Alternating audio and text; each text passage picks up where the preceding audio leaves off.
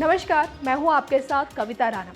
George Floyd की police द्वारा मौत क्या हुई, पूरे अमेरिका में आग लग गई और अमेरिका के 144 शहर आग की लपटों में तब्दील हो गए और लग रहा था कि पूरे अमेरिका में अब गृह युद्ध शुरू होने वाला है। उसी बीच अलग अलग राज्यों की पुलिस प्रदर्शनकारियों से उन्होंने बात किया और लोगों को समझाया और उसके बाद कहीं जाकर प्रदर्शनकारी माने और अमेरिका में दंगा, आगजनी और लूटपाट कम हुआ।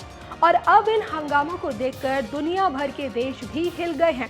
उसी से डरकर फ्रांसीसी सरकार ने घोषणा की है कि लोगों को गिरफ्तार करते वक्त पुलिस अब गला नहीं दबाएगी। आंतरिक विषयों के मंत्री क्रिस्टोफ ने कहा कि गला दबाना एक खतरनाक तरीका है और इस प्रक्रिया को अब पुलिस ट्रेनिंग में नहीं सिखाया जाएगा।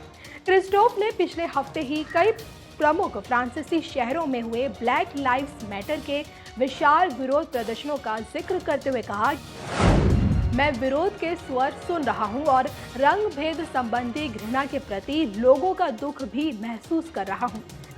क्रिस्टोफ ने आगे कहा कि नस्लवाद का ना तो हमारे समाज में और ना ही हमारे गणतंत्र में कोई स्थान है।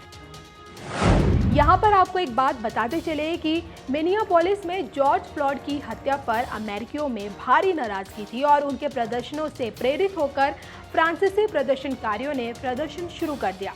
प्रदर्शनकारियों की मांग थी कि पुलिस की हिरासत में शहीद हुए 24 वर्षीय अश्वेत को न्याय मिले। क्रिस्टोफ ने अपनी टिप्पणी में देश में हुए ट्रेन के मामले का उल्लेख करते हुए कहा कि फ्रांसीसी राष्ट्रपति इमैनुअल मैक्रों ने देश के न्याय मंत्री से इसके बारे में जानकारी मांगी है। क्रिस्टोफ ने कहा कि हम न्याय और पारदर्शिता चाहते हैं और राष्ट्रपति भी इसी के लिए काम कर रहे हैं। तो आप समझ सकते हैं कि अमेरिका के बाद कई और देशों के राष्ट्राध्यक्ष भी ये समझ चुके हैं कि अब इस तरह की हरकत काफी खतरनाक साबित होगी। तभी तो अमेरिका को देखकर फ्रांस ने नियम ही बदल दिया है।